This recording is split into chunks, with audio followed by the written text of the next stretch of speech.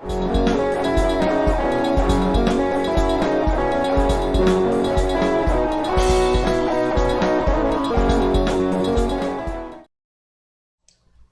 dia, pessoal. 18 de outubro, 7h50. Eu estava conversando aqui um pouquinho com os alunos antes de começar a aula propriamente gravada. E a gente vai começar fazendo alguns exercícios das aulas anteriores, né? Porque sim, ficou um conteúdo ali que a gente não tratou, né? E seria bom a gente ver que é como usar a regra da cadeia com derivadas de ordem mais alta. Então, concretamente, estou pensando em trabalhar com vocês dois exercícios aqui, né? De regra da cadeia. Da lista 4, pensando em fazer o 1.6, atendendo alguns pedidos aí, e também o 1.4, né? Vamos começar pelo 1.6, que foi o pedido. Depois a gente faz 1.4, né? Então, vou copiar o enunciado aqui.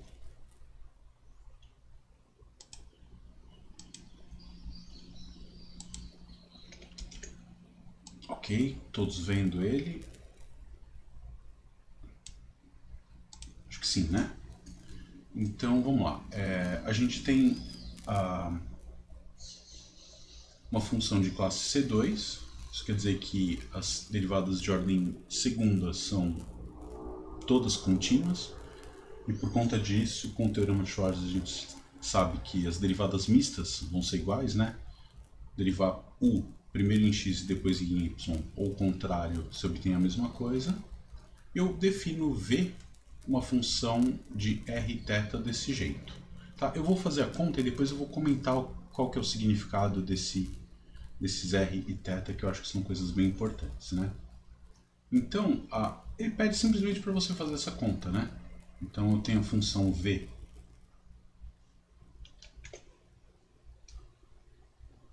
que depende de r e θ, que é uma composta, né?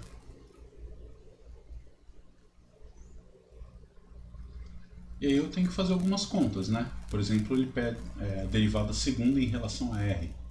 Vamos calcular a derivada primeira, né? O VR no ponto rθ. Como é que você faz isso? Eu vou derivar em relação a r, então eu vou pensar que o θ é uma constante. Então é como se eu estivesse olhando para a curva U composta com uma curva gama de r, onde gama de r é r cosseno θ, r seno θ. Então, vou pensar que o θ é uma constante aqui, tá bom? E aí, como é que você deriva uma função a duas variáveis composta com uma curva? Isso é produto escalar do gradiente da função U no ponto r cosseno θ, r seno θ, lembra, regra da cadeia. F bola gama, como é que deriva? Produto escalar gradiente de f no ponto gama de t, que é o que eu acabei de escrever, produto escalar com gama linha. Derivar esse cara em relação a r. Aí tranquilo, né? Cosseno θ, seno θ. Bom, e o que é o gradiente da U? O gradiente da U é o vetor com as derivadas de U em relação às suas variáveis. U depende de x e y, a primeira linha do enunciado. Então isso aqui é del U del x no ponto r cosseno θ, r seno θ, vezes a primeira coordenada do segundo, cosseno θ, mais del U del y, r cosseno θ, r seno θ, vezes a derivada, o vetor que está aqui, né? Seno θ, segunda coordenada. Tá bom? Então, essa é a primeira derivada em R. Calcular a segunda derivada em R. Beleza até aqui? Dúvidas? Apareceu alguma coisa, só abrir o microfone e falar que não tem problema, né? Então, quando eu for derivar de novo, eu estou derivando em relação a R. Mais uma vez, isso é importante. Então, o que eu vou ter? Tem um produto, mas por sorte, esse segundo fator aqui não depende de R. Então, eu vou olhar ele como uma constante. Vai ser derivada só desse cara aqui em relação a R. Como é que eu derivo esse cara em relação a R? Eu tenho esta função Vou calcular o gradiente dela, né? Quem que é o gradiente da função del u del x? É o vetor que deriva ele em relação a x, deriva ele em relação a y, tá? Vai ser esse cara, produto escalar, com a derivada do que está aqui dentro em relação a r. Muita gente fez algumas contas estranhas na prova, né? Produto escalar de dois vetores. O cara escreve, derivada direcional, tinha uma questão assim, né? Derivada direcional é o gradiente, produto escalar com gama'. E aí o resultado dava um vetor, né? Multiplicava a primeira com primeira, vírgula, segunda com segunda. Aí não dá, né? Derivada direcional de uma função que toma valores reais é um número, tá bom? Então, derivando isso aqui vai ficar o quê? Eu vou derivar esse cara em relação a x. Eu vou omitir o ponto de aplicação, tá? Só para economizar espaço. Então, é o xx calculado em r cosseno θ, r seno θ, vezes a derivada do de dentro em relação a r, mais a derivada desse cara na sua segunda variável, no ponto r cosseno θ, r seno θ, vezes a derivada do segundo em relação a r, tudo isso vezes cosseno de θ, tá bom? Essa é a derivada da primeira parcela, a derivada da segunda vai ser o que? Eu vou pegar essa função, derivar em relação a x, no ponto em questão, vezes a derivada do primeiro em relação a r, mais a derivada de y em relação a y, no ponto, vezes a derivada do cara em relação a r, tudo isso vezes seno de θ. Tá? Então já tenho a primeira e a segunda parcelas aqui, né? Mais ou menos, depois precisa dividir por r, e eu preciso calcular agora a derivada do v em relação a θ. Quem que é o v índice θ? Seguindo a fórmula, vai ser o gradiente da u no ponto r cosseno θ, r seno θ, produto escalar com a derivada da curva que está aqui. Agora eu estou olhando u composto com uma curva gama de θ, onde esse gama de θ é isso aqui, né? Eu vou derivar em relação a θ. Quem é gama'? Menos r seno θ, r cosseno θ. Tá bom? O que vai dar isso aqui? De novo, eu vou ser preguiçoso e omitir o ponto de aplicação, tá? Então vai dar derivada do u em x vezes menos r seno θ, mais a derivada do u em y no ponto vezes r cosseno θ. Legal. E eu tenho que derivar em relação a θ isso de novo, né? Então, eu vou ver θ. Então aqui eu tenho um produto legítimo, né? Eu vou precisar derivar em relação a θ e o θ aparece aqui. Então é uma regra do produto. Então vai ser o que? Deriva o primeiro, copia, mais copia o primeiro, deriva o segundo. Então, derivando o primeiro, o x. Hoje eu vou colocar um parênteses. Eu vou derivar esse cara em relação a x e multiplicar pela primeira derivada em relação a θ, né? Então vai ficar menos r seno θ, até aqui tá bom, mais pegar o ux, derivar em relação a y, multiplicar pela derivada da segunda coordenada, que é r cosseno θ. Isso é a derivada dessa primeira parcela. Copio o segundo,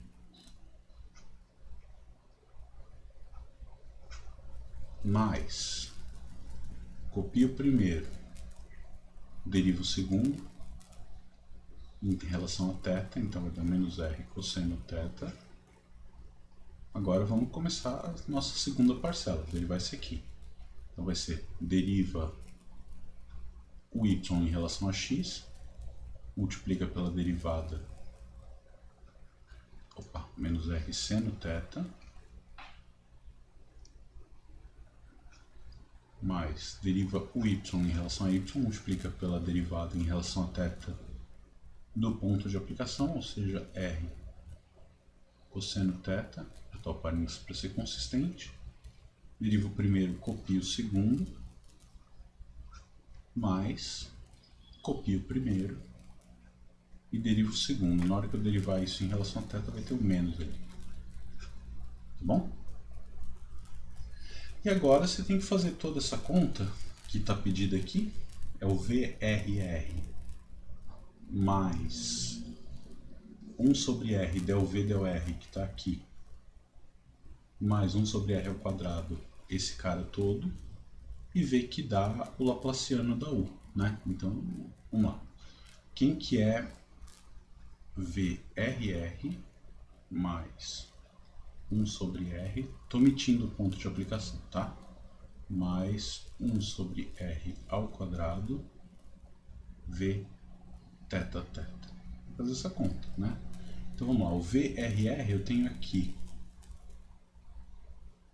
ó, UXX vezes cosseno ao quadrado,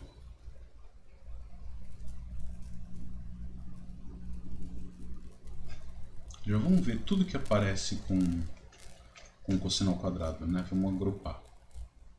Eu tenho UXX cosseno ao quadrado, aqui eu tenho UXX, esse menos R, com esse menos R vai dar mais R ao quadrado seno θ. Dividido por R ao quadrado vai dar mais seno ao quadrado de θ. Né? Então, esses caras vieram daqui, né?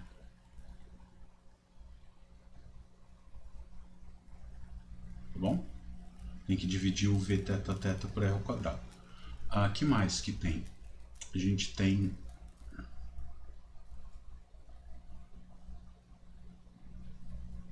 a gente pode organizar desse jeito, né? Olhando para as derivadas segundas. Então, usei UXX, vamos ver o que tem na frente do UXY em cada uma das parcelas. Vai ficar UXY vezes, aqui eu tenho seno θ cosseno θ,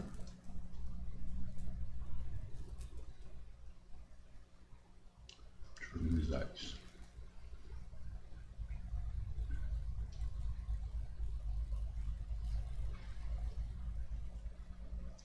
Esse fator aqui é aquela coisa laranja que está ali. Não tem mais. Ah, tem mais um UXY aqui, né? Se você olhar com cuidado, vai estar UYX cosseno θ seno θ. Esse cara, como a função U é de classe C2, eu sei que o YX é igual ao XY, né? Então aqui vai ter um 2 aqui na frente. Vezes 2, vai. Pode ficar depois. Então eu já gastei o XY desse cara. Aqui não tem derivada segunda, no del V del R não tem derivada segunda, no θ θ tem. Então eu vou ter o XY, aí eu vou ter menos R quadrado seno θ cosseno θ, e aqui também menos R quadrado seno θ cosseno θ. Como eu vou dividir o θ θ por R ao quadrado, o R ao quadrado vai embora, e vai sobrar aqui então menos seno θ cosseno θ vezes 2, tá? Então onde que veio esse cara? Esse termo misto todo aqui. Opa, aqui não, lá fora. Tá bom?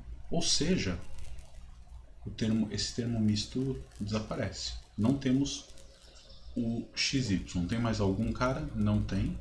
Vamos ver o que tem com o YY em todo mundo, né? O YY. Eu vou ter aqui um seno quadrado. Vou marcar esse cara com esse azul aqui. O Vθ não aparece na fórmula, o VR não tem derivadas segundas, o θ θ, o YY está aqui, vai ter um R ao quadrado, cosseno ao quadrado. Quando eu divido por R quadrado como pede o enunciado, sobra só um cosseno quadrado. Tá, então aqui não é o ponto de aplicação, é importante lembrar que são vezes, né? E a gente tem aqui cosseno quadrado que veio daqui junto com esse. Beleza? Então, matamos todos os termos em derivadas de ordem 2. Agora, derivada em ordem x. Em x, primeira ordem, né? Eu vou ter esse cara aqui com 1 sobre r. Vou ter mais 1 sobre r o x cosseno θ. Então, vamos ver tudo que tem o x, né? Podia até deixar o x vezes o que sobra, né? Então, vamos pegar todos os x que aparecem que eu preciso. O x vezes quem? Cosseno θ sobre r, que veio do del v del r, né? E tem 1 sobre r na frente. Onde mais tem o x? No VRR não tem. No V θ tem o x aqui, né? Só que esse cara eu vou dividir por r ao quadrado, né? Então vai ficar menos cosseno de θ sobre r. Vamos ver se eu acho cores para tudo isso, né? Eu acho que não vai ter. Em vermelho, será que aparece? Bom, eu vou pegar os termos todos de primeira ordem, né? Esse cara tá aqui. Cinza, será? Coisa horrível, né? Esse cara tá aqui. Tá bom? E aí você vai fazendo o resto, né? Então, acho que o x acabou. Na frente do uy, o que a gente tem? No del v del r eu vou ter um seno θ multiplicando sobre r. Esse eu vou grifar de branco mesmo, aqui assim. Esse aqui. E aqui eu tenho menos r seno θ sobre r quadrado vai dar seno θ sobre r, que é esse outro carinha aqui, né? Bom, então o que vai acontecer? Essa parcela toda vai embora. É o que está dentro do parênteses aqui é 0. Está dentro do parênteses aqui é 0. Está dentro do parênteses aqui é 0. Aqui você tem cosseno ao quadrado mais seno ao quadrado, que é 1. Aqui também. Então sobra só o xx mais o y, que é o símbolo para o Laplaciano de U, né? Soma das derivadas segundas na mesma variável. Tá bom? É assim que faz essas contas. E deixa eu só contar para vocês o que essas variáveis r e θ têm de importante, porque elas são muito importantes, né? Então, vai ser um crash course aqui em coordenadas polares, né? O que acontece? Não, vamos deixar assim. Você vai ter... É uma mudança de variáveis que vai ser muito importante para vocês no semestre que vem, no cálculo 3, né? O que a gente chama de coordenadas polares.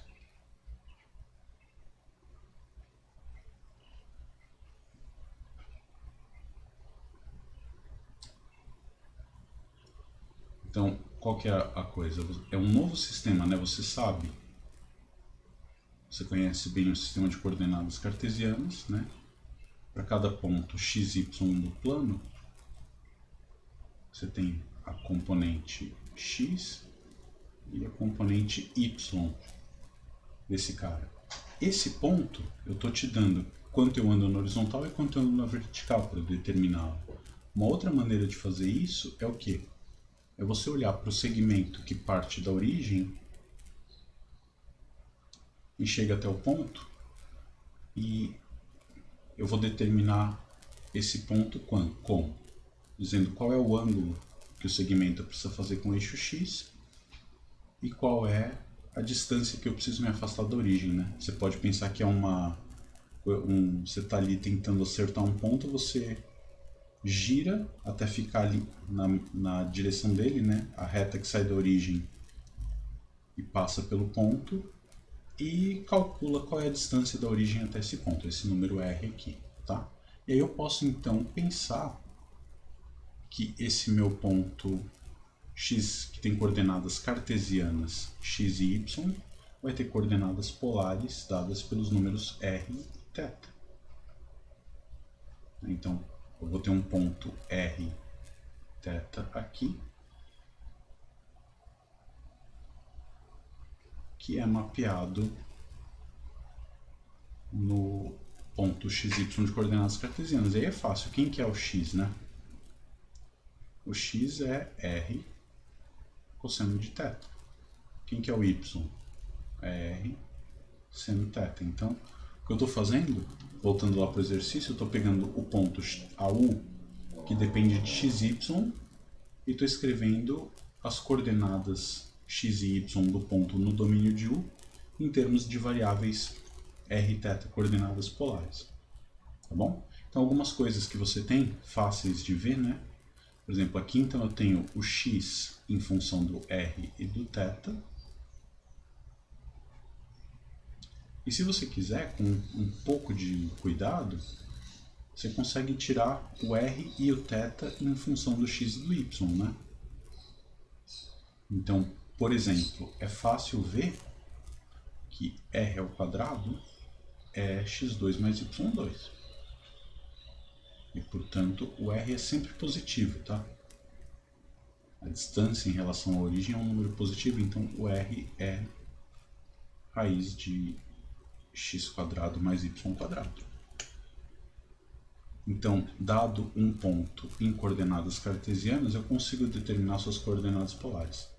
O r é isso, e aqui, se você tomar um cuidadinho, né, você pode dividir uma equação pela outra. Você vai ter que y sobre x é tangente de θ, e, portanto, o θ vai ser o quê? Arco tangente de y sobre x. Tá bom? Deixa eu ver se tem algum comentário, alguma observação ali no chat para nós. Ah, tem um monte. O vídeo tá borrado? Tá todo mundo dizendo que o vídeo tá borrado. Não deveria. Isso foi algum tempo atrás, melhorou, será? Isso pode ser um problema de banda de internet ou alguma coisa assim. Mas não deveria, né? Tá bem pouco, não muito. Bom, dá pra ler, né? Tá meio borrado. Isso é algum problema do Zoom, né? Mas se dá pra ler, tá bom. Isso tá bem. Então, beleza. Vamos em frente. Tá, então, para cada ponto x e y, eu consigo determinar o raio e o ângulo através dessas expressões. É claro que você precisa tomar um cuidado aqui quando x for zero, né? Ou seja, quando eu estou em cima do eixo y, o que vai acontecer aqui é que esse cara vai tender para infinito, né? Por exemplo, se o y for positivo, ele vai tender para mais infinito. E aí você vai ter arco tangente de uma coisa que tende para infinito e, portanto, θ vai ser π sobre 2, né? Então, a coisa cola de maneira contínua, mais ou menos razoavelmente bem, tá? Então, você consegue mapear curvas em termos da distância e do ângulo, né? E aí você tem coisas interessantes, por exemplo, essa linha que eu desenhei aqui, saindo da origem, qual é a propriedade dela? Ela tem θ igual a uma constante, né?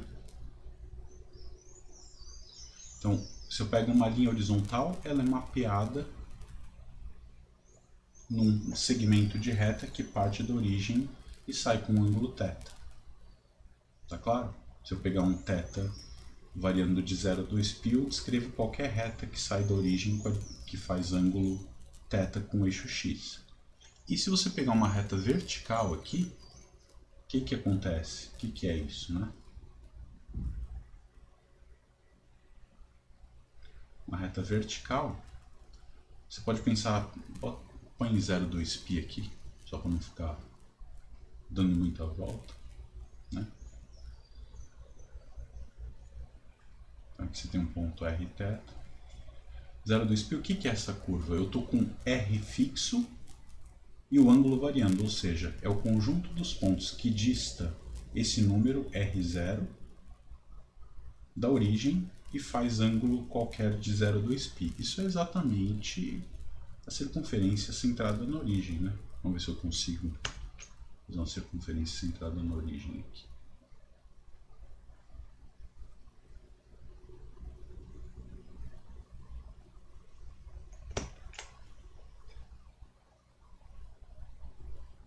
Tá?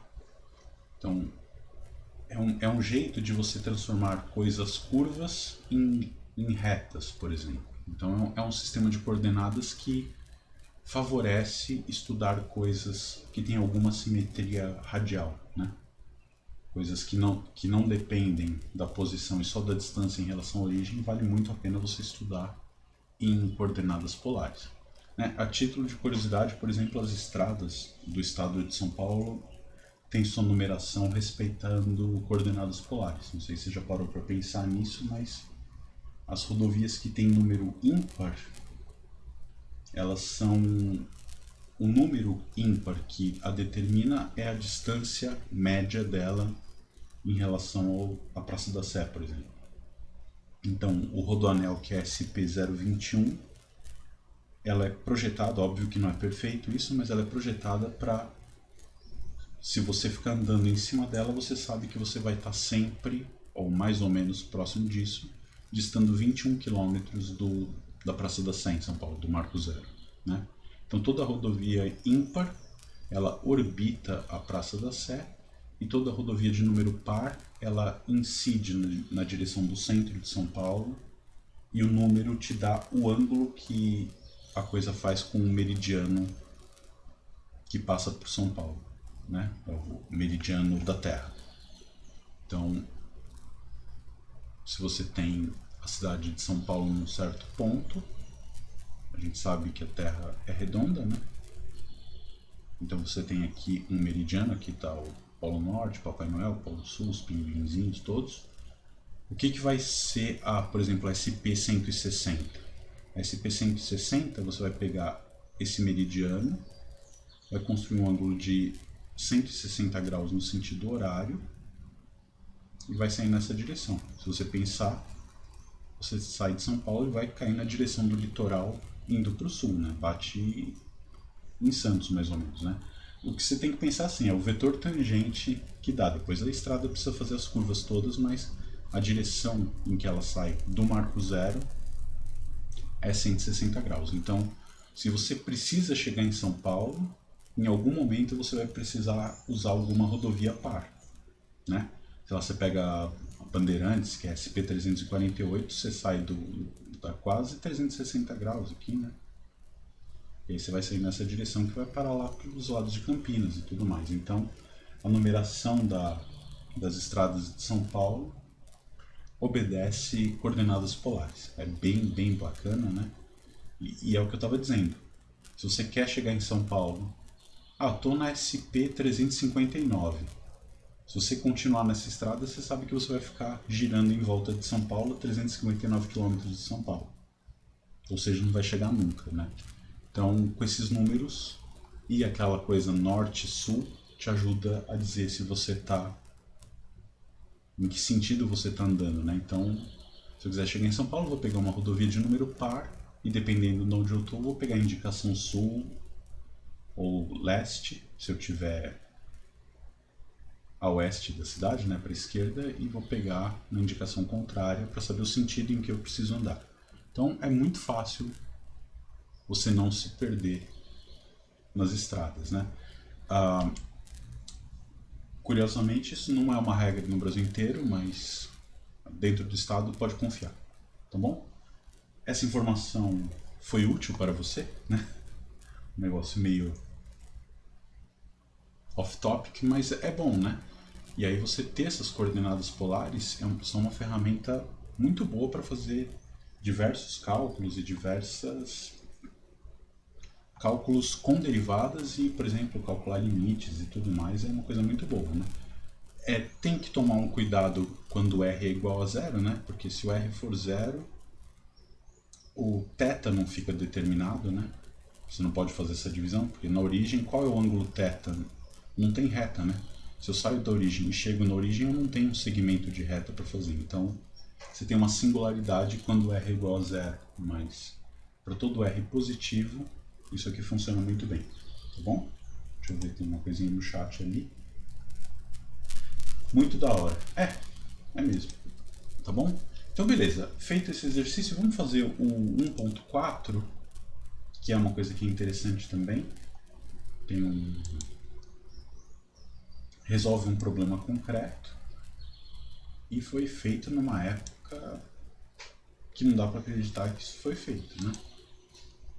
Então, vamos colocar o enunciado aqui. Tá, então, a ideia é a gente resolver a equação da onda unidimensional. O que quer dizer equação da onda unidimensional? Unidimensional no sentido de espaço, né? Então você vai ter uma corda vibrando e eu quero saber como essa corda vibra, né? Se você tira uma foto num certo instante de tempo t0, ela está assim, no instante de tempo t1, tá? Estou pondo aqui primeiro harmônico, né? Sei lá, t1, e aí eu consigo dizer quem é a altura em relação à posição de repouso. Eu tenho o ponto x1 da corda, né? Posso pensar assim. E aí no instante de tempo t1, eu vou ter uma função a duas variáveis, quer dizer, u de xt vai me dar a altura da corda, a altura do ponto x1 da corda no instante t1.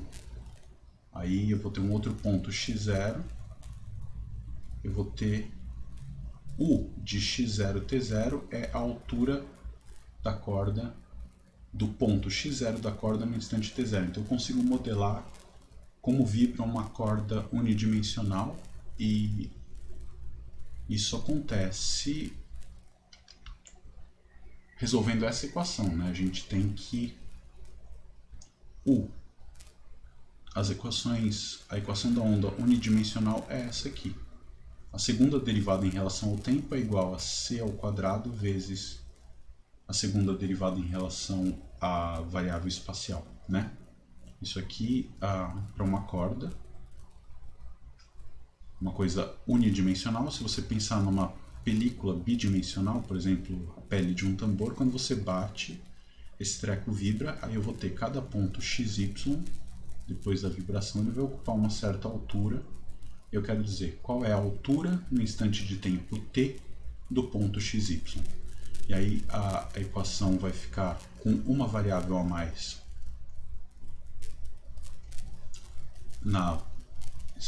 no espaço, né? Você vai ter o tt igual a c ao quadrado vezes o xx mais o yy, né? Ou seja, c ao quadrado vezes o Laplaciano de u. Tá bom? Laplaciano espacial, que a gente chama, né? Então, não vou por isso para você não achar que... Porque u aqui vai depender de três variáveis, x, y e t. Então você escreve simplesmente assim, tá bom? Para não ter confusão. Então essa aqui é uma pele de bateria, de tambor. Tá bom? Então você consegue modelar essas coisas, e o que a gente vai fazer é descobrir como são todas as soluções, ou a cara geral das soluções para as cordas vibrantes. Aí tem variações desse problema, quer dizer, você tem no instrumento musical os extremos são fixos, então eu quero uma função a duas variáveis que resolva essa equação e que no ponto x0 igual a 0 e x1 igual a L, ela seja constante. Para todo valor de t, esse treco vale a zero. Então é uma corda que vibra com extremos fixos. Aí você vai brincando com essas coisas, né? São problemas que vão aparecendo. Então, o método que a gente vai usar foi descrito e descoberto por um matemático francês chamado D'Alembert em torno de 1750. Né? Então você imagina, a história do D'Alembert é uma história muito interessante também. Depois você procura e vai ler como ele cresceu, como ele foi criado e tudo que aconteceu depois. É uma coisa bem interessante. E você fala, bom, no meio de tudo isso o cara fez um monte de matemática, né? Então a primeira coisa que ele sacou é o seguinte: eu vou fazer uma mudança de... Tá vendo? Você tem essa equação eu vou fazer uma mudança de variáveis para torná-la uma equação mais simples, né? Então a gente tem as variáveis ali, xi, eu estou chamando de x menos ct. Fisicamente, esse número c é a velocidade, uma velocidade de propagação da onda, né? E eta eu vou chamar de x mais ct. E aí eu vou escrever o u em termos das variáveis xi e eta e olhar para as derivadas, né? Então, disso aqui, eu consigo isolar x e t, né? Quem é x? Se você soma membro a membro, você vai ter que o x é xi mais eta sobre 2. E se você subtrair membro a membro, né? A segunda menos a primeira, você vai ter que o t ele é eta menos xi sobre c. Sobre 2c, exatamente, tá? Então você tem isso, né? Então a minha função, eu posso escrever uma função v que depende de xi e eta, que é nada mais nada menos do que u de x e t, onde x e t são aquelas variáveis ali, né? Xi mais eta sobre 2 e eta menos xi sobre 2c. E aí vamos calcular as derivadas segundas, né? A gente sabe que a função u satisfaz essa equação. E aí vamos derivando, né? O que é a função de classe C2? Então todas as derivadas mistas eu posso fazer como eu quiser. Vamos derivar primeiro isso aqui em relação à variável eta, tá? Então eu vou derivar isso aqui em relação a eta, pensar que o xi é constante. Então eu derivo u na variável x, vou omitir o ponto de aplicação, vezes a derivada desse cara aqui em relação a eta, que é 1/2, mais deriva u em relação à sua segunda variável, neste ponto, e multiplica pela derivada em eta, que é 1 sobre 2c, uma constante, tá bom? E eu vou derivar isso agora em relação a xi.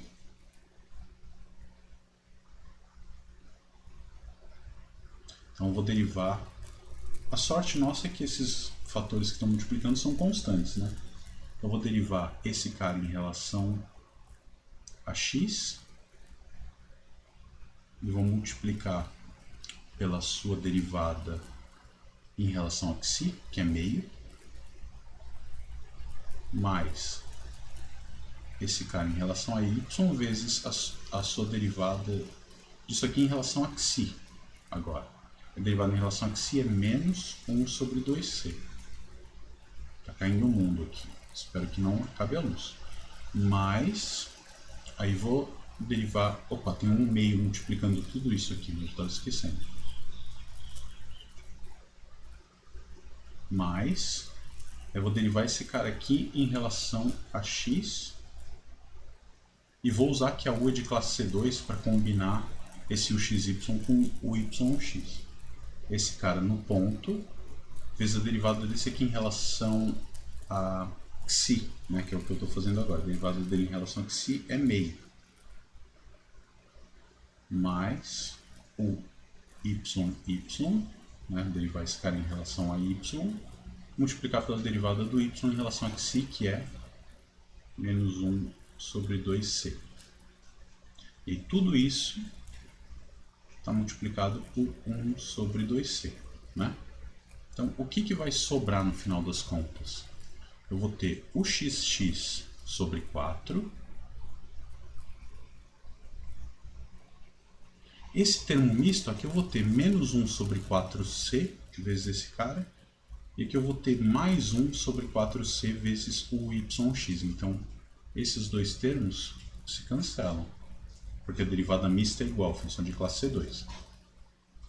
Aí, menos, aqui eu vou ter o y sobre a 4c ao quadrado. Eu falei y, mas é t, né? Vocês vão brigar comigo. U depende de x e t.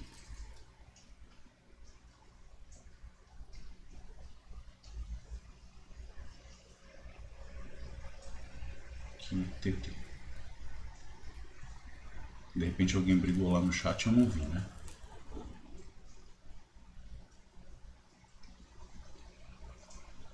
Tá bom? E o que acontece com a sobre 4c ao quadrado?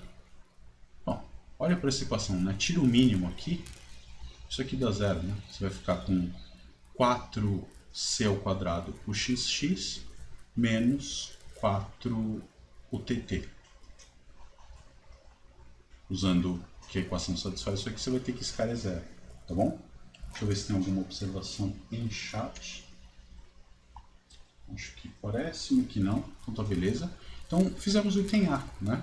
Verifiquei que com essa mudança de variável, uma mudança linear, né? Eu transformo uma equação de segunda ordem complicada numa equação de segunda ordem mais simples. E aí o item B pede justamente, bom, já que você fez essa simplificação, você está com a faca e queijo na mão para resolver tudo, né? E a gente tem como resolver, só não faz se for preguiçoso, né? O que a gente é, mas nossa preguiça perde feio da vontade de resolver esse problema. Então, se você tem uma função v, bom, tanto faz a ordem, né? Porque ela vai ser de classe C2, então xi eta ou eta xi dá na mesma, tá bom? Agora, o que quer dizer isso, né? Isso, escrevendo direitinho, isso quer dizer que é derivar em relação a eta a derivada da função v em relação a xi, isso é zero. Ou seja, é alguma coisa que quando eu derivo em relação a eta dá zero. O que derivado em relação a eta dá zero? Alguma coisa que é constante em relação a eta. Como a v depende de duas variáveis, a derivada em relação a eta ser zero quer dizer que a fórmula dela não depende de eta. Então, v de eta xi, acho que eu botei nessa hora, xi eta, é uma coisa que não depende de eta. Então, ela é uma certa f de xi, né? Tudo bem? Porque se eu derivar isso aqui em relação a eta, dá zero. Não a v, né? Mas sim del v del xi.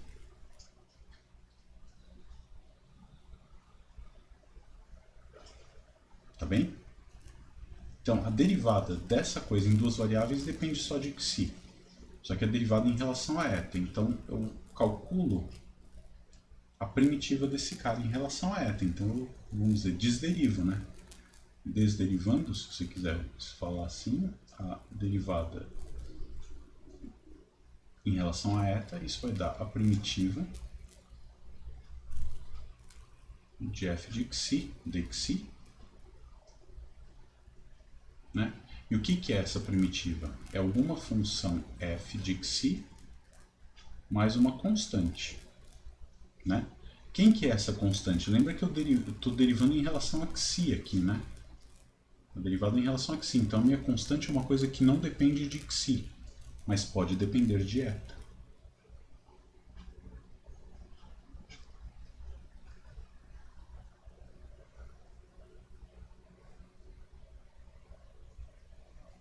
F e G são duas funções do cálculo 1, né? Então, o que eu mostrei? Que com essa mudança de variável, a equação diferencial parcial se simplificou tanto que eu consegui escrever todas as soluções nesse sistema de coordenadas como uma soma de duas funções, cada uma dependendo só de uma das variáveis, né? E, portanto, se o V é isso, quem que é meu U de xt? Vai ser o Fão. Quem que era xi? X menos ct. Quem que era o eta? X mais ct. O que a gente mostrou? Que toda solução da equação da onda unidimensional é a soma de duas funções, uma delas dependendo de x menos ct e a outra dependendo de x mais ct. E a interpretação física para isso é que você tem a composição de duas ondas estacionárias que viajam com velocidades contrárias, né? Uma com velocidade c e a outra com velocidade menos c. E aí você tem uma composição, uma superposição dessas duas ondas, determinando qualquer onda unidimensional.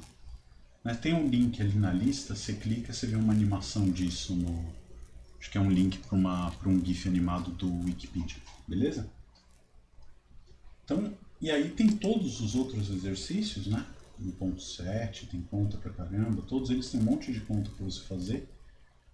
É importante porque são coisas que a gente vai usar daqui pra frente, tá bom? Então, o assunto novo que a gente vai começar agora, né? Depois de quase uma hora de aula, mas beleza. A gente vai falar agora de curvas no espaço e superfícies no espaço, né? Então, a gente estudou bastante curvas planas para entender funções a duas variáveis. E agora a gente vai estudar curvas e superfícies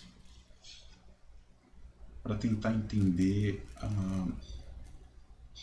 as funções a três variáveis, né? Lembra que as curvas no plano ajudaram a gente a calcular limites de funções a duas variáveis. Agora a gente vai fazer curvas e superfícies no espaço R3 para estudar melhor as funções a três variáveis. Belezinha? Tranquilo até aqui? A gente vai estudar uma classe bem específica de superfícies, né? Mas não todas, mas vai ser um kit suficiente para a gente fazer o que a gente precisa, né? Então, o que é uma curva em R3, né?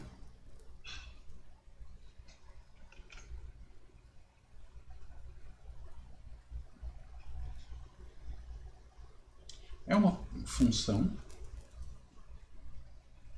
que sai da reta real e chega no R3, tá? É a mesma coisa que a gente tinha feito para a curva plana, ela sai de R e chega em R2, agora ela sai de R e chega em R3, né? Para cada número t, você vai ter associado o ponto do R3, ou o vetor, se você quiser, gama de t, x de t, y de t, z de t, tá bom?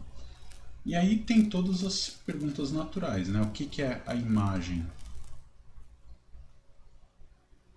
A imagem de gama é o que a gente vê exatamente, né? É o conjunto dos pontos gama de t em R3, que pode ser também dito como traço da curva, né? Então, como é que funciona isso, né? Você tem o teu domínio, que é um intervalo da reta real, e tem o R3 aqui. Então, a tua função gama, ela vai mapear esse intervalo no R3, ou seja, ela vai contorcer essa reta, ou esse segmento de reta, em alguma coisa aqui no espaço. Tá? E aí, então você tem lá um certo ponto T0, ele é levado a um ponto gama de T0, que tem as componentes. Você projeta no eixo Z, você vai ter o Z de T0, o X de T0 aqui e o Y de T0 aqui, tá bom? Então, tudo funciona exatamente como as curvas planas, só que com uma coordenada a mais. Não precisa ter medo. E da mesma maneira, eu consigo dizer o que é uma curva ser contínua. Quando que uma curva é contínua? Dado epsilon positivo, existe um delta tal que toda vez que t menos t0 em módulo for menor do que delta, você vai ter que o vetor gama de t menos gama de t0 tem norma menor do que epsilon, ou seja, pontos próximos de t0 vão produzir pontos próximos de gama de t0 na curva.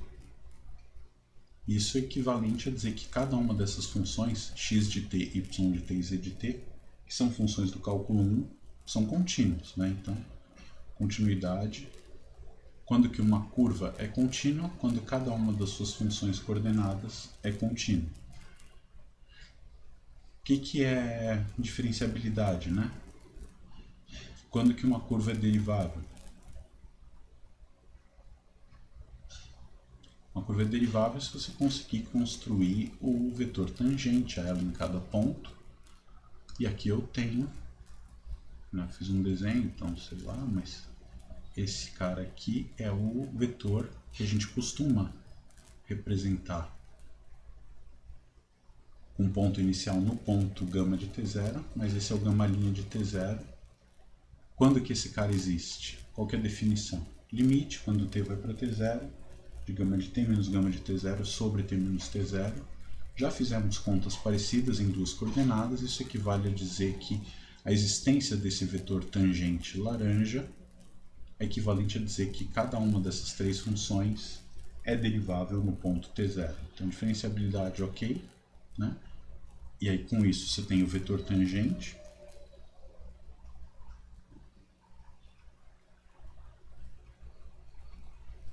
que é o gama linha de T0.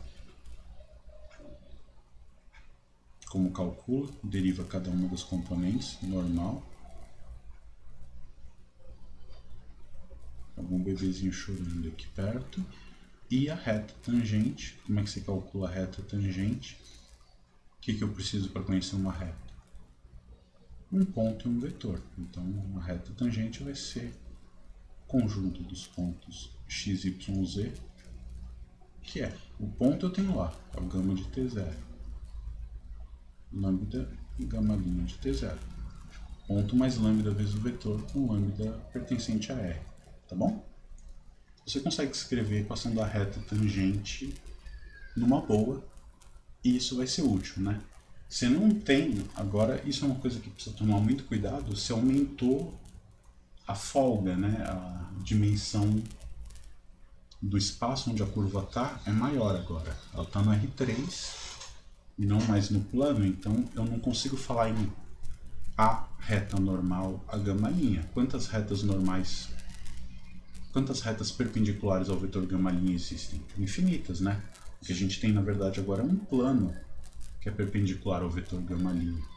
Então eu não vou falar em a reta normal a uma curva no R3, porque existem infinitas, né? Então, por que eu vou escolher uma e não a outra, né? Então, a gente não diz a reta normal a uma curva, mas poderia falar no que é o plano normal a uma curva.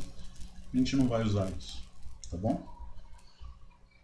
Então, essa teoria básica de curvas, se a gente pegar a lista, e eu quero fazer isso para dar uma olhada no que tem de curvas para vocês fazerem.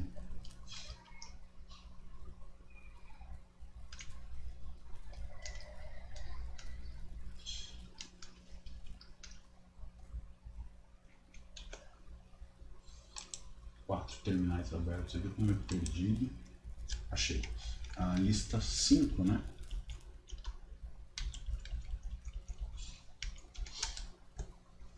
Então tem não tem nada muito concreto sobre curvas de três variáveis, né? Que não esteja ligado com superfícies. Então eu vou falar um pouquinho de superfícies e a gente já começa a fazer alguns exercícios a respeito disso aqui, né? Então vamos lá. Superfícies em R3, né? A gente vai estudar uma classe, como disse, muito restrita de superfícies, que são as famosas quádricas, né?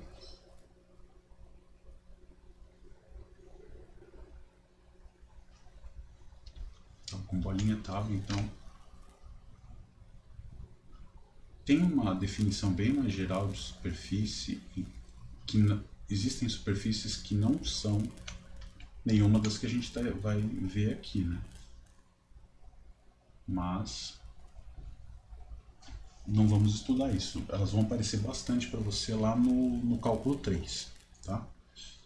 Você vai aprender a calcular a integral de funções definidas em superfície. Isso é a coisa mais bonita que tem para um aluno de terceiro semestre, né? Comecinho de segundo ano. O cara vê o teorema de Stokes, fica encantado, né? Bom, não sei se todo mundo fica, mas eu achei um negócio surpreendente. Então vamos lá. A gente vai olhar só uma classe especial, né? Que são as quádricas, tá bom?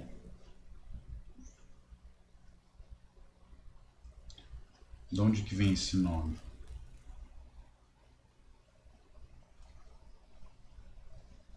tem muitas justificativas para ele, mas a gente vai estudar equações,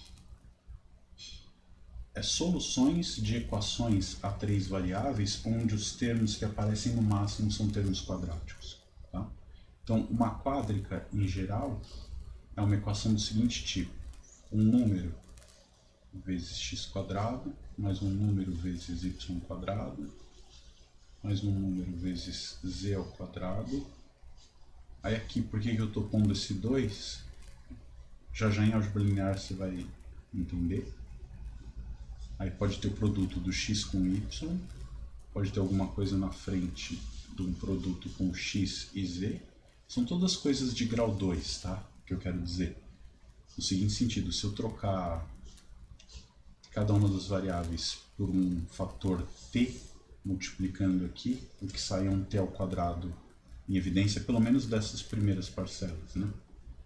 Aí depois já fiz o x com y, x com z, pode ter o y com z, tá bom? Depois eu posso ter os termos de primeiro grau, né? Aí você vai ter gx, hy, mais iz, mais um certo k igual a zero. Tá bom? Então, é uma equação que tem 10 parâmetros, né? São os 10. Pulei o j aqui, se quiser pôr j aqui, pode, né? Mas são as 10 primeiras letras do alfabeto. E aí, o que você vai aprender lá em álgebra linear? Eu juro pra você. Quando você pegar um carroção desse tamanho, você vai aprender umas técnicas que vão, primeiro de tudo, essa técnica essencialmente consiste em uma mudança de variáveis no R3, que vai fazer com que o conjunto dos pontos do R3 que resolva esta equação seja o conjunto dos pontos no R3, um novo sistema de coordenadas que resolve uma equação onde esses termos mistos aqui desaparecem. Então essa equação está escrita na base canônica. O que você vai fazer é achar uma outra base ortonormal também, de modo que se você colocar esses eixos, U, V e W, vamos dizer, essa equação aqui não tem mais os termos mistos, né? Não sei se você já viu isso em Eugelin. Vai ficar uma coisa, muda o coeficiente, né? Sei lá, A-til, B-til, V quadrado, mais C-til, W quadrado. E aí sobra os termos de primeiro grau, né? G-til X, H-til Y, U, I-til W, mais um J-til aqui igual a zero. Tá? Aí você elimina os termos mistos e o que você faz? Você vai pegar esse cara aqui, U e V, né? Aí você vai pegar esse cara e vai completar quadrados. Então você vai escrever uma coisa do tipo U menos uma constante ao quadrado vezes um certo a', mais um b' vezes v menos uma certa coisa ao quadrado, que não é dado, uma certa constante ao quadrado, mais um c' vezes w menos alguma outra coisa ao quadrado igual a zero. Igual a uma constante, né? Mais uma constante dando zero. E aí essa aqui é o que a gente chama, é o mesmo truque que você talvez tenha visto na escola para pegar uma equação de uma cônica completa, né? Uma situação dessas aqui só com x e y, né? Vai ter ax quadrado mais by 2dxy, e aí depois gxy uma constante. A gente sabe que isso define uma cônica. Você consegue escrever as equações reduzidas, que são aquele texto, estão naquele texto, nos dois textos da professora Marta, que vocês já leram com muito gosto e aprenderam a construir a equação reduzida de uma cônica. Você vai ver uma técnica em Eugelin que engloba os casos bidimensional, tridimensional e vale para qualquer dimensão, né? Então, a equação geral é essa, e você vai aprender em álgebra linear o que a gente chama de equações reduzidas, né?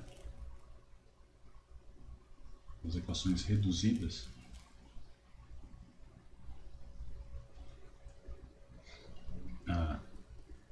sem termos mistos,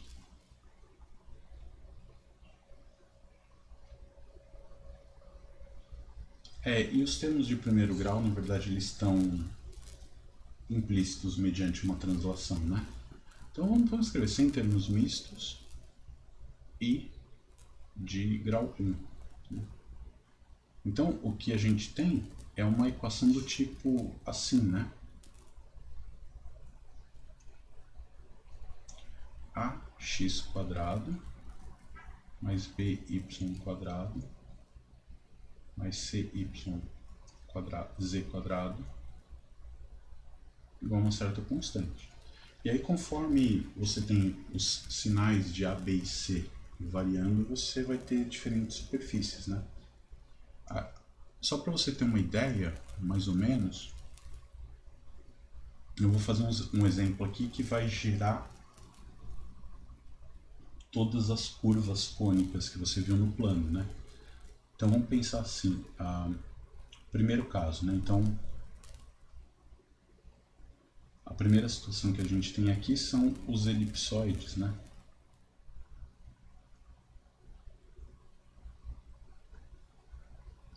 Que contemplam uma classe bem famosa de superfícies, que é quando você tem exatamente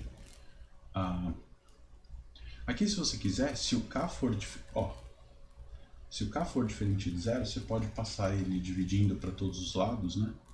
Em todos os termos, então você teria uma equação do tipo x² sobre A². Eu estou pondo o quadrado ali embaixo, que é para garantir que um número é um número positivo, tá bom?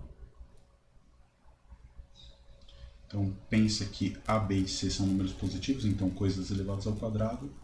K é um número positivo, diferente positivo, né? Portanto não nulo, passo dividindo, reescrevo aquela equação desse jeito. O que que dá isso aqui?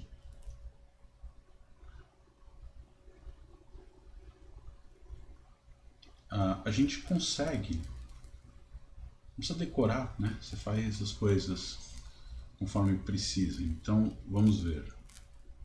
Se você tem, por exemplo, y e z iguais a zero, aqui está o eixo x, aqui está o eixo y, aqui está o eixo z. Se você faz, por exemplo, y e z iguais a zero, quer dizer, onde essa superfície corta o eixo x? Em dois pontos, né? Se y e z são iguais a zero, eu vou ter que x² é igual a a ao quadrado e, portanto, o x é mais ou menos a. Eu tenho que esses dois pontos pertencem à minha superfície de maneira análoga. Se o x e o z são zero, o y vai ser mais ou menos b.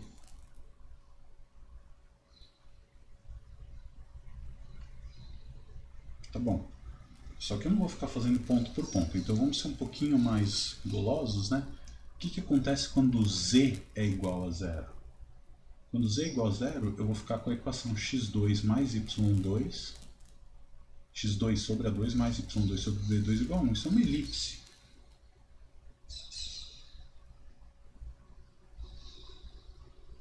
Vou desenhar pontilhado aqui porque ele ficou, obviamente não ficou uma elipse muito bonita, mas é uma elipse no plano z igual a zero.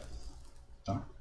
Se você faz o plano x igual a zero, né, que é o plano da tela, x igual a zero, você vai ter y2 sobre b2 mais z2 sobre c2 igual a 1. Então esquece essa coisa, estou tampando com o dedo que você faz igual. O que você tem aqui no plano x igual a zero, que é o plano da tela, você tem uma elipse clássica, né? Ela vai ter no eixo z, ela vai assumir os valores c e menos c. Então vai ter uma parte de cima aqui da elipse e vai ter uma parte de baixo ali da elipse. Tá? Ficou horrível meu desenho, mil desculpas, mas é o que tem para agora. Então, o que eu vejo? Quando eu faço z igual a zero, eu tenho uma elipse. Quando eu faço x igual a zero, eu tenho uma elipse num plano perpendicular. E quando eu faço y igual a zero, eu também vou ter uma elipse. Né? Vou desenhá-la de outra cor. Você tem uma elipse no plano, que é o plano perpendicular ao plano da lousa, que é isso aqui, né? Ela parece uma bola de futebol americano, um ovo de Páscoa, se quiser, alguma coisa assim, tá? Não gostei desse cara aqui, ele ficou bem feio. E aí os parâmetros A, B e C vão controlar o quanto essa elipse é mais achatada ou mais alongada na direção de cada um dos eixos, né? Então, em particular, se você tem A igual a B igual a C igual a um número R positivo, esse elipsoide, todo mundo igual aqui, né?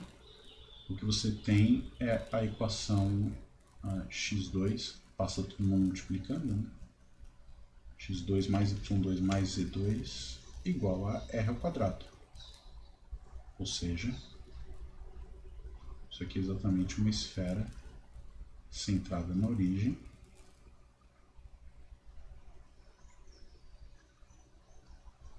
de raio R.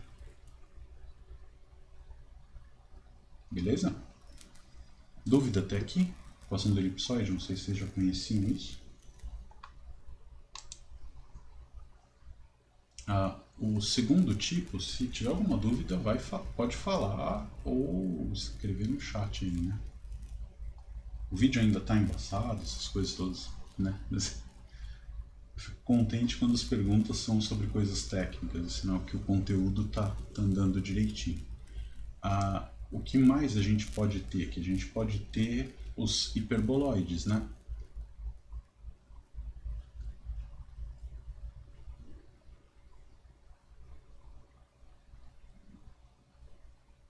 Hiperboloides a gente vai ter dois tipos, né?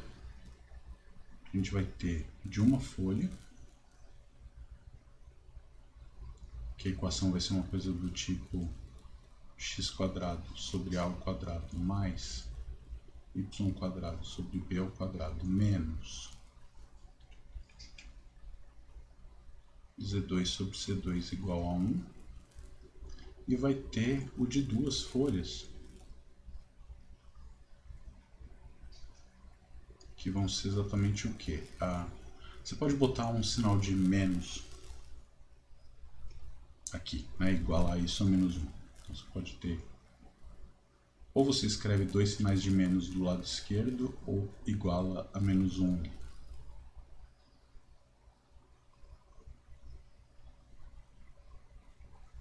Igual a menos 1, tá bom? Então vamos ver como é que são os desenhos de cada um deles, né? E como que eu vou construir isso? Eu vou olhar para as fatias. Eu vou estudar sempre a coisa fazendo uma tomografia, se você quiser pensar assim, né? Aqui a gente tem nossos eixos com os nomes nos lugares de sempre, né? X, Y, Z aqui. E aí vamos olhar, por exemplo, o hiperboloide de uma folha, tá bom? Quando você faz z igual a zero, o que a gente vai ter com z igual a zero? Z igual a zero tampa esse último fator e você vai ver a equação de uma elipse. Então, no plano z igual a zero, o que eu vou ter é exatamente uma elipse aqui.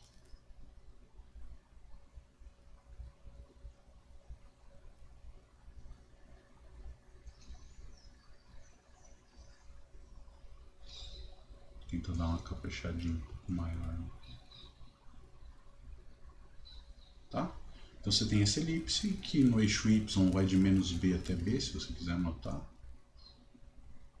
Esse ponto aqui é menos b, esse ponto aqui é b.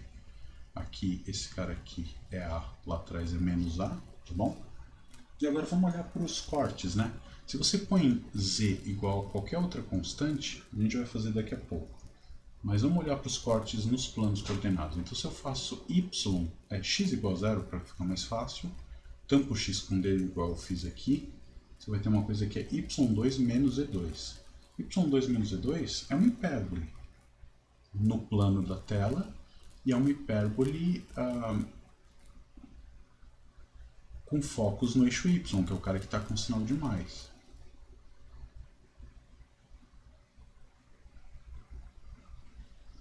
Então, no plano da tela, o que eu vou ter vai ser uma hipérbole assim. Tá certo? Atropelei o x, tadinho. Vou botar ele mais para cá. Legal? Se você faz y igual a zero, você vai ter uma outra hipérbole, tampo y, você vai ver que é uma hipérbole com x2 menos e2. É uma hipérbole com focos no eixo x. Eu vou fazer ela de azul clarinho. E você vai ver que ela passa exatamente no ponto A do eixo x e lá atrás no menos A. tá bom? Já deu para imaginar como é que é essa superfície, né? Você tem uma elipse no plano horizontal e em cada ponto dessa elipse você vai pendurando hipérboles, tá? Elas não necessariamente têm as mesmas assíntotas, né? A hipérbole que está no plano da tela é controlada pelos coeficientes B e C ali. E a que está no plano perpendicular da tela, pintado de azul, ela vai ter as hipérboles determinadas pelas constantes A e C. Então não necessariamente são todas iguais. Agora o que acontece? Se você pegar um número Z qualquer, isso talvez seja uma conta que eu posso escrever, né? Se eu passo esse cara para o lado de lá, eu vou ficar assim, ó, x2 mais a2 mais y2 mais b2 igual a 1 mais z ao quadrado sobre c ao quadrado, né? Então se eu pego um z fixo, z0, isso aqui é um número real positivo, né? Então o que acontece? Se eu pego um z grande, alto, diferente de zero, ou negativo, o que eu vou ter é que o corte da superfície, né, nesse nível z igual a z0, o que eu vou ter vai ser, de novo, uma elipse lá em cima, né?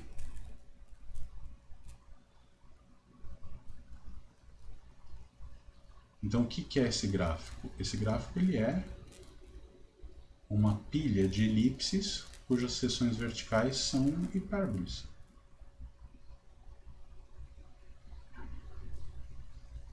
Tá bom? Tá claro? Deu para entender esse desenho? Esse aqui ficou bem melhor que o elipsoide, né? Acho que as cores ajudam. Tem coisa no chat ali, deixa eu dar uma olhadinha.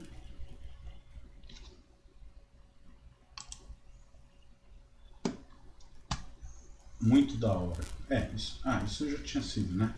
O Kevin tá lembrando da coisa mais importante, a presença, né? Não pode esquecer de marcar a presença. E repetir a parte do z, né? Você pega essa equação, escolhe o z fixo, né?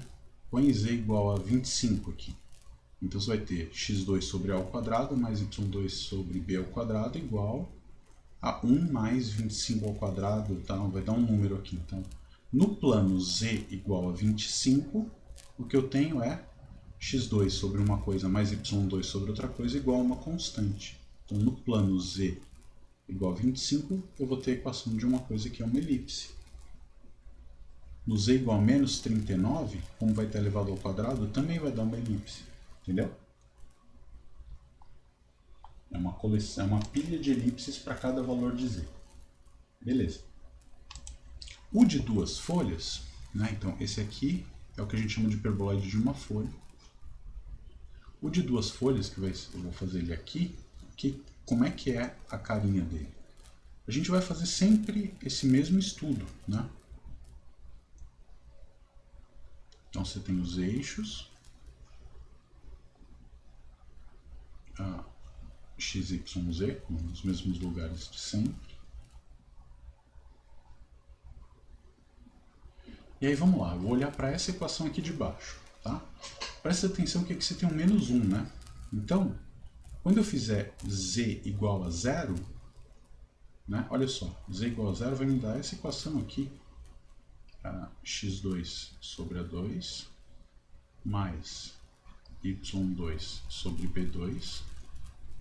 Eu vou jogar ela lá para cima para ficar melhor, né? Aí vai ficar, quando eu passo para o outro lado, vai ter z ao quadrado, eu vou tirar o mínimo, tá?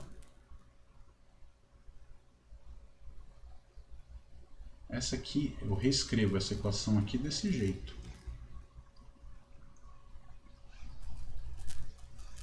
Só para a gente estudar ela um pouquinho mais sistematicamente. Eu tenho esse cara escrito desse jeito aqui, né?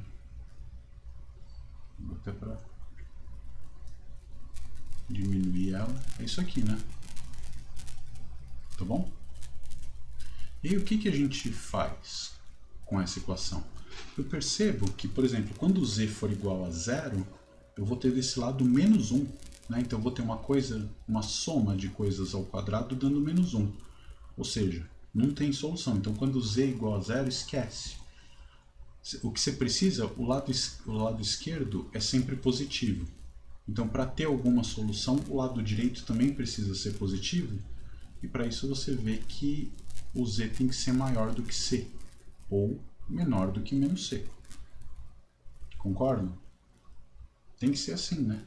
Se o z for maior do que c, essa quantidade é positiva, aí dá jogo. Se o z for menor do que c, essa quantidade é negativa e o lado esquerdo é positivo. Então, não tem solução. E quando o z for exatamente c, o que eu vou ter? Zero. Quando que esse cara ao quadrado mais esse cara ao quadrado dá zero? Quando cada um dos dois for zero. Ou seja, este ponto, que é o ponto 00c, pertence à minha superfície e o ponto 00 menos c também pertence. Então vamos tentar analisar as coisas, né? Quando eu faço, pega essa equação aqui agora, mais fácil. Faz x igual a zero, o que que dá? Quando x for igual a zero, você vai tampar o y com o dedo igual eu fiz. Você vai ver uma hipérbole no plano xz. Só que cuidado, com esse menos 1 que está aqui, na hora que eu deixo ele igual a 1, multiplico por menos 1, o x vai ficar negativo e o z positivo. Então vai ser uma hipérbole com focos no eixo z.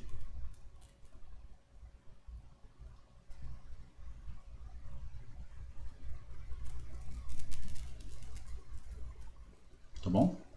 Então tem essa hipérbole no plano yz, que é quando x igual a zero. Se eu faço o y igual a zero, o que eu vou ter vai ser de novo uma hipérbole no plano xz com focos no eixo z, né? Porque é o z que vai estar positivo. Então eu vou trocar a cor aqui, fazer no mesmo padrão, azulzinho. Você vai ter uma hipérbole que é perpendicular a essa outra, passando aqui, pelo mesmo ponto 00c e também pelo ponto 00 menos c. Tá bom? E o que vai acontecer? Que a gente tinha feito laranja, né? O hiperboloide anterior. Tá vendo? O hiperboloide anterior tinha focos no eixo y, aqui vai ter focos, o laranja, né? Vai ter focos no eixo z. Por quê? Porque eu troquei o sinal, aí o que era positivo ficou negativo e o foco muda de eixo, né? E quando eu pego números z maiores do que c, eu vou ter um x2 mais y2 igual a uma constante positiva. A gente sabe que isso são as nossas velhas amigas, são elipses.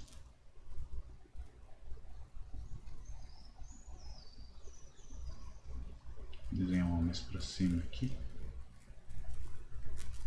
para dar uma cara melhor para esse negócio.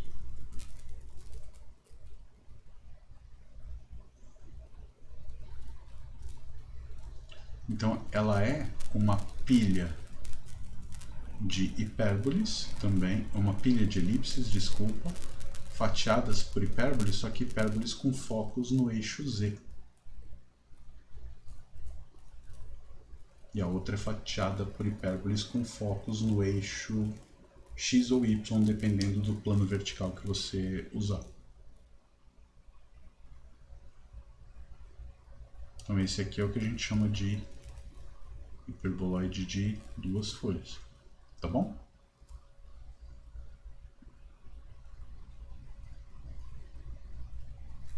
Então quando você tem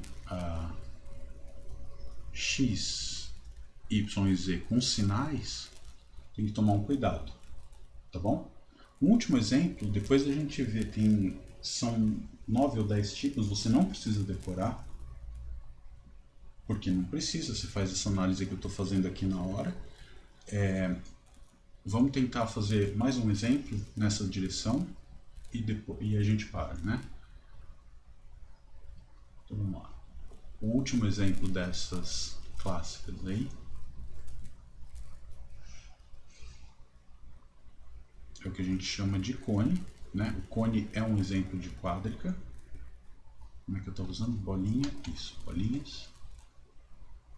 Então, o cone é a superfície, ou seja, o conjunto dos pontos do espaço que verificam uma equação do seguinte tipo.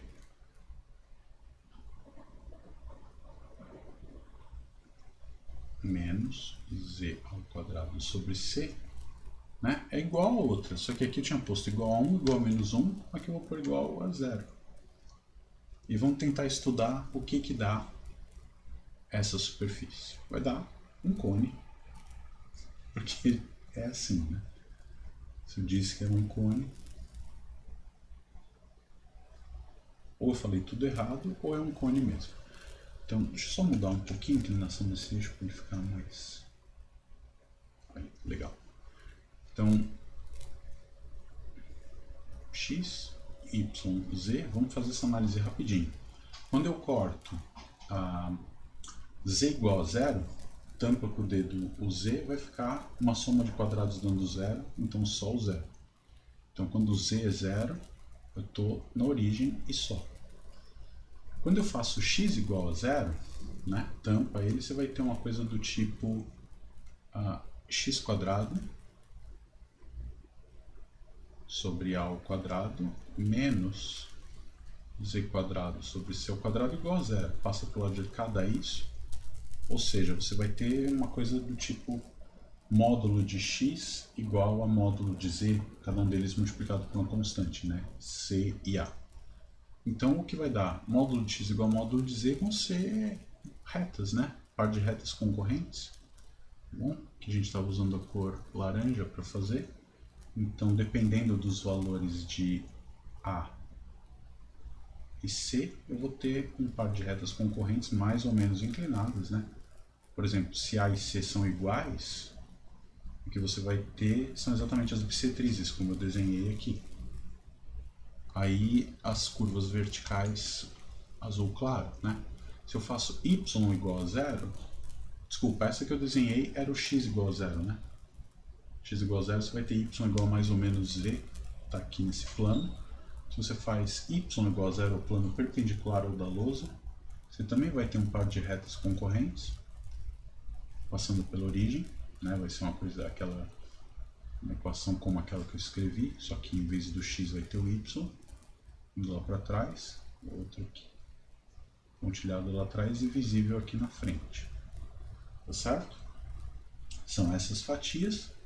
E quando você tem a z igual a constante, né, os planos horizontais constantes, você escreve esse cara como sendo x2 sobre a2 mais y2 sobre b2 igual a z ao quadrado sobre c ao quadrado. Então, não importa qual seja o valor de z, esse lado aqui é sempre positivo, né? E do lado esquerdo também é positivo. E a gente sabe que para cada z fixo, quando eu ponho z igual a uma constante, o que eu vou ter é o conjunto dos pontos x, y, satisfazendo uma equação de elipse no plano, e eu vou levantar para a altura z constante igual que eu coloquei. Então, fatias horizontais disso aqui vão ser sempre elipses. Deixa eu desenhar uma maior zona aqui em cima. Esse tem exatamente o cone, que é o cone que a gente conhece. E tanto gosta, né? Ele é que gera as seções cônicas pra gente, famosas. Mas se você corta o cone por planos, justamente o que você vai obter são as cônicas, lá, hipérboles, elipses e parábolas, né? Dependendo da inclinação do plano, se você corta por um plano vertical, você vai ter hipérboles, por planos horizontais elipses e por planos paralelos à geratriz do cone, parábolas, tá? Na verdade, essas superfícies elas podem ser vistas dessa maneira no R4. Se você pega uma equação dessas com 4 variáveis, x2 mais y2 mais z2 menos w quadrado igual a constantes, você vai recuperando exatamente todas essas. Então, as superfícies quádricas são exatamente os análogos às curvas cônicas do plano quando eu estou no R3. Eu olho um cone dentro do R4 e corto eles por espaços R3 dentro desse R4. Conforme o ângulo desses espaços com eixo Z, eu vou obtendo as superfícies diferentes, né? Isso é um bom jeito de você aumentar a sua visão geométrica para espaços de dimensão maior do que 3, né? Tenta enxergar cortes no R4 como coisas do R3 que você vê com seus olhos. Aí você pega a manha de entender melhor o que é o R4, tá bom? Então a gente tem o cone. Mais para frente, então na próxima aula eu vou mostrar para vocês os exemplos dos cilindros elípticos, parabólicos elípticos. Tem o paraboloide hiperbólico também, tá? Então eu vou deixar uma listinha aqui para a gente ver na aula que vem, né? Então A gente tem cilindros,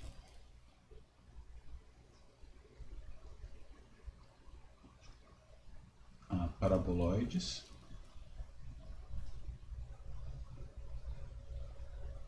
bom, se você elimina os termos quadráticos, aí você tem equações de planos e tudo, mas não interessa, né? As equações de planos você já estudou bem no álgebra linear 1. Então a gente vai usar as coisas de álgebra linear, estudo de retas e planos no espaço, para estudar retas e planos que sejam tangentes a essas superfícies.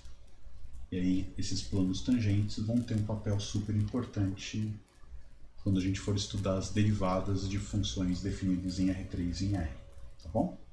Lembra, você tinha para uma função no cálculo 1 você tinha a reta tangente, para uma função a 2 variáveis você tem o plano tangente, para uma função a 3 variáveis você vai ter um espaço tangente, mas tudo isso está lá no R4, você não enxerga mais. Mas essas superfícies elas têm planos tangentes em cada ponto que eu consigo estudar olhando para esses conjuntos como se fossem conjuntos de nível de funções a 3 variáveis. Do mesmo jeito que eu sabia que uma curva de nível, o gradiente de uma função a 2 variáveis é sempre perpendicular às suas curvas de nível, a gente vai ter um resultado análogo para o gradiente de funções a 3 variáveis e os conjuntos de nível que a gente vai chamar de superfícies de nível. Isso a gente vê na aula que vem, tá bom? Então, o plano para quarta-feira é a gente conhecer essas outras superfícies. Um desses paraboloides aqui é a batata Pringles, né? Paraboloide hiperbólico. E não é à toa que ela tem esse formato. Até um amigo meu me perguntou ontem, a gente foi olhar junto e descobriu que a Pringles faz a batata com aquele formato de propósito. Não é porque é mais bonitinho, mais chique, ela tem razões físicas para ter aquele formato. Não vou explicar isso na aula, mas posso dar referência para quem quiser. Então a gente vai conhecer essas superfícies e vamos tentar estudar a interseção de superfícies produzindo curvas no R3 e como a gente parametriza elas, né? Então é o conteúdo aí da lista 5. A parte 1 da lista 5 a gente já começa a abordar na aula que vem e a parte 2 a partir da próxima semana. Tá bom? Alguma dúvida, alguma coisa para perguntar que ficou em aberto? Acho que não, né? Então eu vou me despedindo do pessoal que vai assistir o vídeo gravado depois e ficar um pouquinho, se alguém quiser fazer alguma pergunta relativa à matéria ou qualquer outro aspecto mais burocrático que seja necessário aí. Tá? Então, pessoal do vídeo, obrigado e até a próxima. Tchau, tchau, gente.